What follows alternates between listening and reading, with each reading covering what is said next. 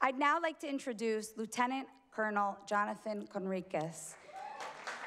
Born in Jerusalem, grew up in Sweden, he served in the Givati Brigade, became a company commander, and held several positions working with the United Nations peacekeeping forces.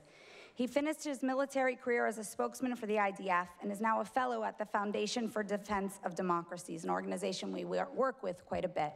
Welcome, Colonel Conricus.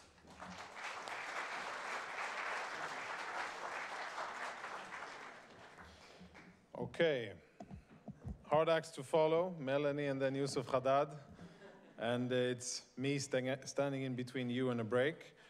So I will be brief. I will spare you some of the pyrotechnics that I had in store for you, and I will focus on the bottom line, and I will speak about the things that Nitzana and the team asked me to come and address.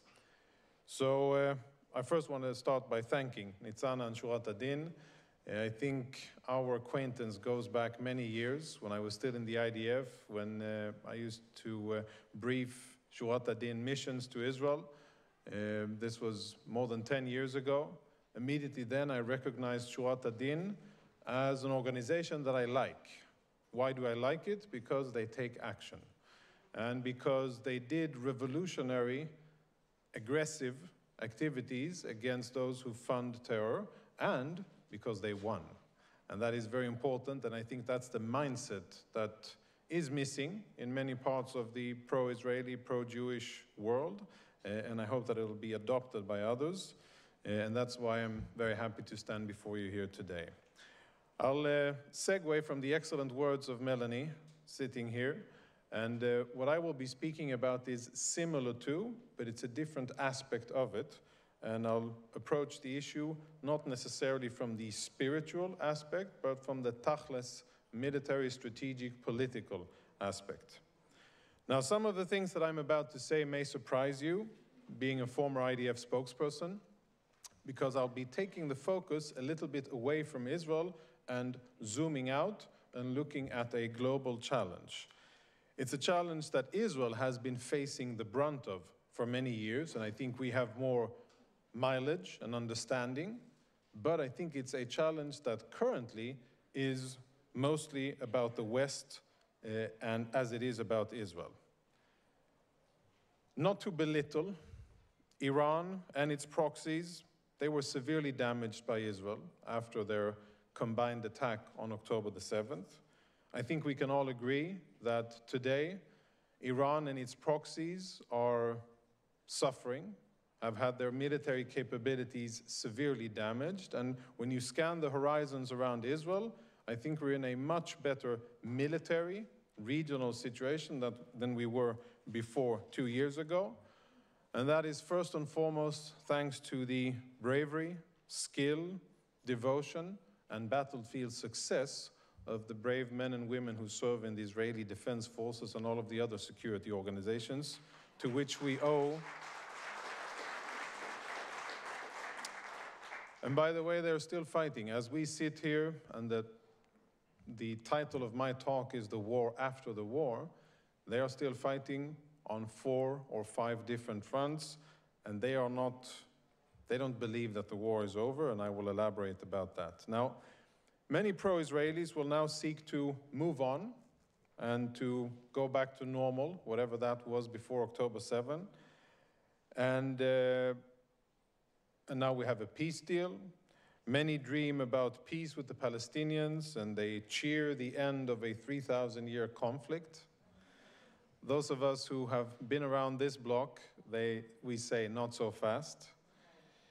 I think that our war with the Iranian proxies is not over, but we have a ceasefire, and it has a presidential seal on it, and significant efforts are being made in order to turn it into reality. So, for the sake of the argument, and since the topic that Nitzana and the team wanted me to speak about is the war after the war, let's just explore the current situation. First and foremost, my main message is that the war isn't over. This is just a milestone. It's a good one and a positive one where our enemies are suffering and we are in a stronger position, but it's just a milestone. Which war am I referring to in the greater sense?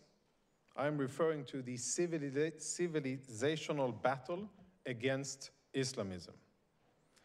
Islamism takes its most violent and obvious form on the ground in the likes of Hamas and ISIS, Al-Qaeda, and the Nusra Front, and so many other organizations that sadly we are aware of their existence. But the more cleverly promoted, the same ideas are more cleverly promoted by the Muslim Brotherhood in the Middle East and around the world, and organizations like the Organization for Islamic Cooperation, OIC. If you would do a poll here, I doubt that more than 10% of you are aware of the OIC, but you should be. Now, this is the war that we face, and I think this is the war that we should now be focusing on. Our war against Hamas was only part of a bigger conflict, of a bigger war.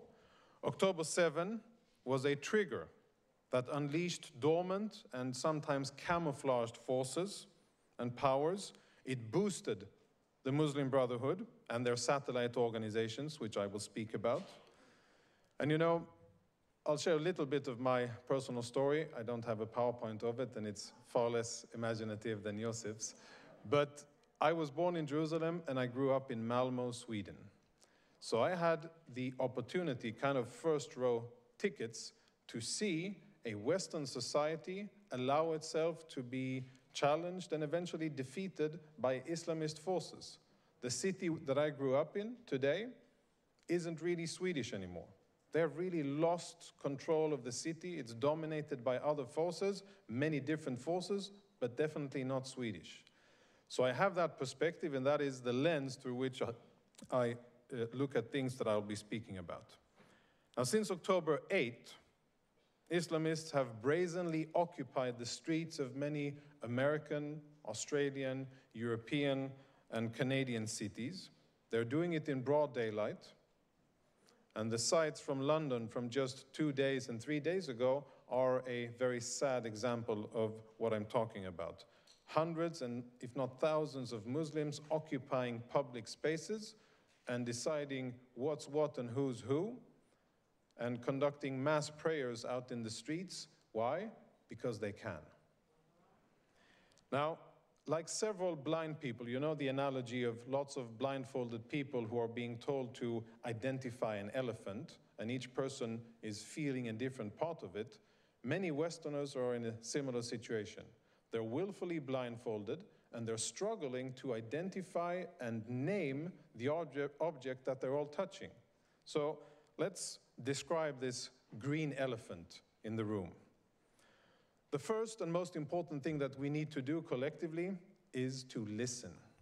It is to listen what they themselves say. It is to listen to the sermons preached in mosques all around the Western world every Friday.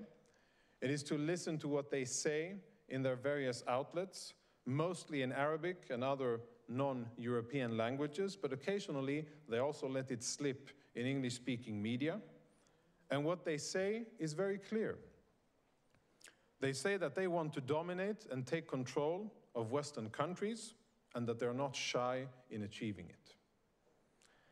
Now, the Muslim Brotherhood was founded in 1928 in Egypt, but since then it has morphed and metastasized into a global network of loosely affiliated organizations. It doesn't have a center of gravity. There's no global headquarters of the Muslim Brotherhood, but it has a profound and growing influence. Their modus operandi is to take over institutions, organizations, and eventually societies, entire societies, from the bottom up. And they're doing it cleverly without the blatant use of violence or armed jihad. Their approach is a slow and patient approach. They aim to effect generational change through the ballot, not by the bullet. Through the ballot and not by the bullet, in contrast to jihadi terror organizations that we are more familiar with. One of their goals is to implement Sharia law in every country where they have been allowed in. Many times they came as asylum seekers and refugees from tormented or underdeveloped countries. And the goal is Islamist domination over all others in the countries that they came from, the Muslim world and the Middle East, and in the new homes that they have in the West. Today, these forces are on the rise. They are politically organized and disciplined. They are funded. They have powerful mouthpieces, some of them very eloquent in fluent King's English. They're highly motivated, and perhaps most importantly, and corresponding with what Melanie spoke about before, they feel and know that they are implementing a divine plan. They have no doubt about it. You ask guys from the Muslim Brotherhood, what are you doing? They will say, my plan is from above, and I'm just a messenger and someone who has the good fortune of executing it on the ground. And that's a very important fact. They're willing to endure hardship and to confront opposition. But as of today, if we're frank about it, they're not facing any serious global opposition. It's a free-for-all so far. And that's the war that I'm talking about. Islamists across the West are taking control of labor and student unions, of academic faculties, of various non-profit and so-called humanitarian organizations, civil society organizations all around the world. Many times they disguise themselves as Muslim charities, educational institutes, or welfare organizations with very benign intentions for widows and orphans. On campuses, US and European campuses, we have witnessed the most visible explosion of Islamist takeover since October 7, as some of the other speakers will testify about. What they're doing is that they're eroding elite US and European academic institutions of their excellence, and they're doing it with the help of radical elements within Western society. Islamists are driving anti-Semitism online and in the streets, and they're forcing Jews around the West, around the world, to hide their identity and beliefs out of fear of reprisals, bullying, and violence.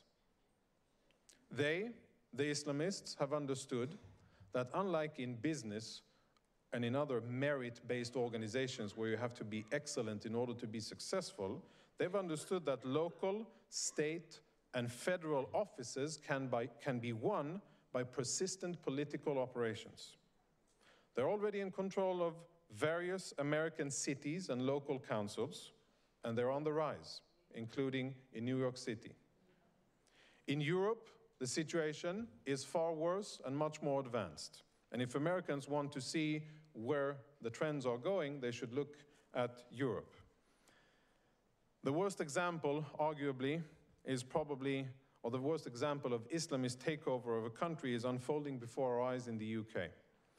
Dozens of local councils today, elected officials, are run by outspoken Islamists who pledge loyalty to the Ummah, the Islamic nation, not to Queen and country or King and country, not to the UK, not to the flag, but to the Islamic nation, and they say it in their languages. And coming back to the beginning, we only have to listen to what they say. Muslim voter participation in elections all across the West, and I've done the number crunching, and I've looked at the different countries, and believe me, without going into details, Muslim voter participation is far higher than the average voter turnout in any country. Why? They know that turnout is key. And again, it's about ballots, not about bullets. One office after the other, the aim is to use the democratic process to take control of enough organizations and centers of power, and then to tip the scales entirely. Now, this rings familiar from history. We've seen it done before by other extremist ideologies, and I don't think that we should be fooled by today's Islamists. Make no mistake, the means and the ways of the Muslim Brotherhood and the Organization for Islamic Cooperation, they differ from those of Hamas, ISIS, Al-Qaeda, and others, but the goal is identical. One approach is blatant and obvious, it's brutal, and it triggers a counter response, while the other is subtle. it's patient, and it is camouflaged. That's why this war is so dangerous. So after all this, you ask yourselves, okay, so what should we be doing? What's to do about it? Well, there is a lot that we can and should be doing. We, by the way, being pro-Israelis, Jews, who don't want to be subjugated and face the most blunt attacks of Muslim Brotherhood and terror organizations, but also we in the sense of Western civilization, those who care about Western civilization. First and foremost, we have to realize that we are still and currently at war, and that it's going to be a long one. Second is to identify the challenge, name it, and collectively decide to fight back. Without that happening, nothing of some substance is going to happen. What's the threat? Islamism and its quest for global domination. That is the threat. And it comes in different shapes and sizes, and it's difficult sometimes to understand what it is, but that threat, that specific threat, Islamism and its quest for global dominance, must be met with resolve and clarity. Jews shouldn't be fighting this battle alone.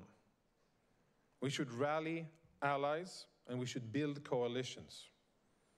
Many nations, people, their leaders, elected officials, etc., I think they need to understand that Israel is the off-Broadway show.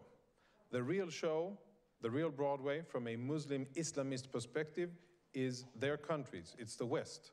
And like so many other times in history where Israel faces the early warnings, the early waves of Islamist attacks, this is the same situation. Education here is key. Israelis and Westerners, Muslims around the world, all need to be educated. I think we need to, in Israel, we need to focus on educating Arabs. We need to prevent their radicalization. A colleague of mine, Christian Egyptian at FDD, called Miriam Wahba, she wrote an excellent piece about the strength of the propaganda machine of the Muslim Brotherhood and the effect that it has on Arabic and Muslim people around the world. I suggest you read it. Very, very interesting. And it really underscores the importance of countering that radicalization amongst people like what Yusuf spoke about before, the 50-50s. Many Muslims aren't already set in their minds that they want to dominate the world and become part of the Muslim Brotherhood.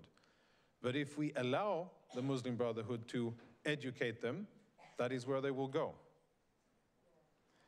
As a more local example, in Gaza, which is very relevant today, and it's really an action item that we should be on, if we wish to prevent the establishment of another radical Islamist entity in Gaza after Hamas is hopefully deprived of power, then our goal should be to take education out of the hands of UNRWA. If UNRWA, I think it's in our interest, and it'll be a very important litmus test. We need to make sure that their curriculum of hate, anti-Semitism, and terror indoctrination will not radicalize another generation of Gazan children. And it's part of the same battle. We need to educate Jews and Christians about the threat, how to fight it, without, and this is very important, tripping the alarms of Islamophobia. This isn't about hating Muslims as equal human beings with right of religion and practice and freedom of speech. This is against weaponized Islamism that threatens the very societies that we live in. We need to legislate against Islamist behavior and attempts to take control over different organizations. Now, these attempts, as I said before, they're not blunt. They may disguise themselves as welfare, education, freedom of speech, social and religious services. This is tricky, but it's absolutely necessary to confront.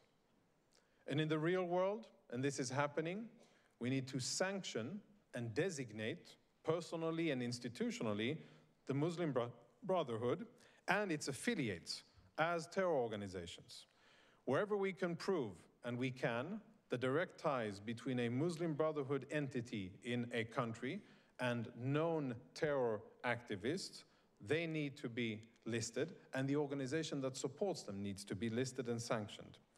The FDD just released a memo, actually today, with very clear evidence out there in the open. You just have to look a while and have the correct tools to study, and you will find direct ties between Muslim Brotherhood institutions, offices, all across the Middle East, in Egypt, Jordan, Lebanon, Qatar, Sudan, and Yemen. And there are many others. And if you just remove the veil a little bit of welfare and religious services, you dig a bit deeper, you will find the same people that are part of terrorist organizations and active in terror organizations that are also affiliated with the Muslim Brotherhood.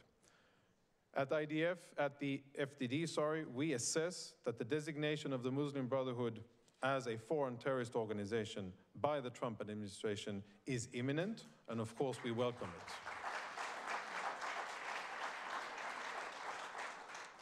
Furthermore, we need to confront and expose state supporters of Islamism like Turkey and Qatar. And we need to demand accountability of those countries, definitely not be positive and friendly and fuzzy with them. I think we need to continue the excellent work by Shurat ad-Din and other organizations to bankrupt the supporters of terror by lawfare, to hold states accountable for their support of Islamism, to fight online and campus radicalism, and UN institutional complicity in terror. I think we must also fight the battle of narratives, which is a battle that I see myself fighting. We have to fight it for the hearts and minds of good people around the world. Sadly, I say this with great regret, Israel isn't yet really fighting this battle well. And I think that as long as we will continue to not fight this battle, we will suffer the consequences of it. I think that we need to apply the same creativity, audacity, bravery, and skills that we apply on the battlefield, the real battlefield against our enemies, and we see the excellent results of it. The same thinking, the same mindset, the same resources need to be applied in the battle of the narratives.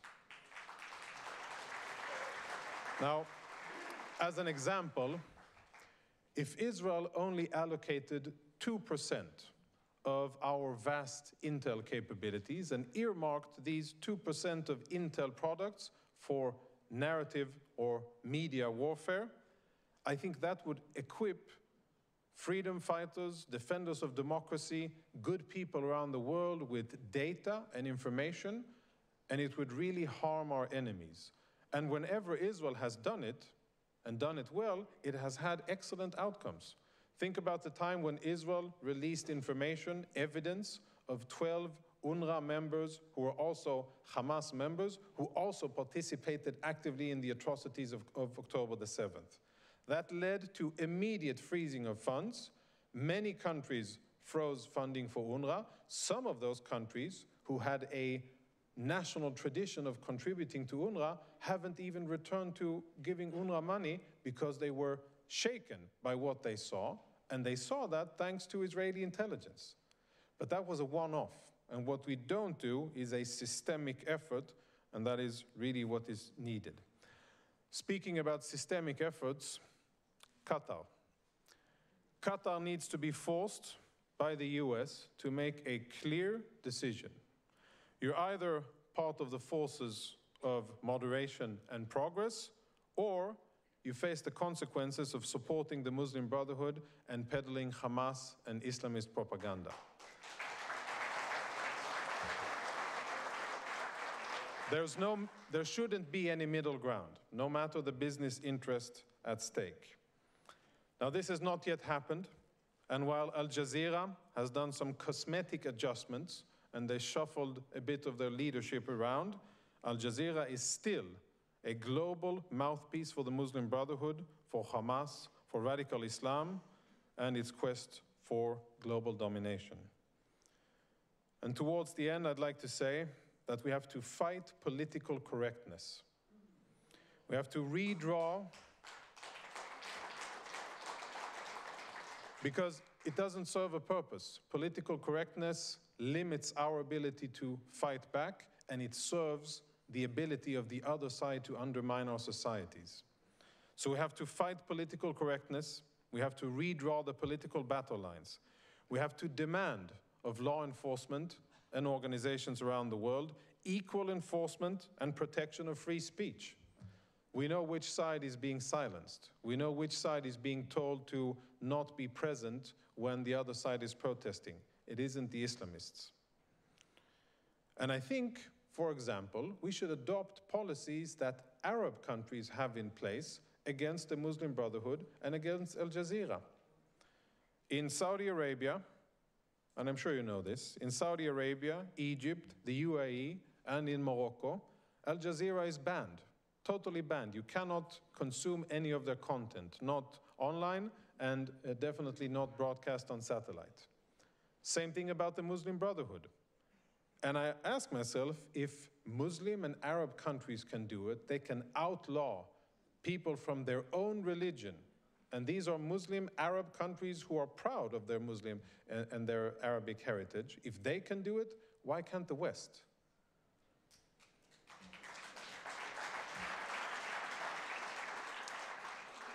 I think we need to hold elected officials and media personalities accountable for their support of Muslim Brotherhood ideology and subversion. We need to expose and force them, have them on the offensive, on the back foot, and force them to explain their financial and ideological ties with Islamist entities. Think about how absurd is it that a mouthpiece for the Muslim Brotherhood and a very prolific whitewasher of Hamas propaganda, someone like Mehdi Hassan, was first awarded a US visa and a path to US citizenship, which he has today, because of the fact that he was an Al Jazeera reporter working in the US. How absurd is that? And I think that's a situation that definitely needs to be revised. Lastly, we need to vote. We need to participate in the democratic process at local, state, regional, and federal levels. And we need to do it against attempts by Islamists, some of them in disguise, some of them in plain view. We need to influence others, friends, family, and people that are in the 50-50 group, to vote and become politically active in defense of democracy, in defense of Western Christian and Jewish values, and against the forces of Islamism. And remember, the other side understands that turnout is key. With swift, focused, brave, and sharp actions, I think we can still roll back and undo the global advances of Islamism. I don't think that it is a fait accompli, something that we just have to accept. Europe is indeed in poor shape and in the gravest danger, but I think even Europe can still be saved. And I see early signs in various Western countries, European countries, of people starting to wake up and weaponize themselves spiritually, politically, and that's a good thing. But action is needed now. I think Israel has a more clear-eyed approach, because for us it's not some elusive concept. We can see and feel Islamism very vividly in all of the organizations that we fight and defeat. And after October 7 and its aftermath, I think Israelis are far less tolerant of Western political correctness. We are far less tolerant about Islamism or jihad against us, and we're much more clear-eyed about the situation. Israelis are fighting, and I think that we will defeat these local enemies, just like we have defeated the others that we've spoken about before. It's the rest of the world that I'm more worried about. And as I said before, the time for action is now, because the real war after the small war, our war against Hamas and the Iranian proxies, it continues, and it will last, and it will continue, and it needs to end, when it needs to be fought, and end with one side victorious, and that is our side. So I thank you very much.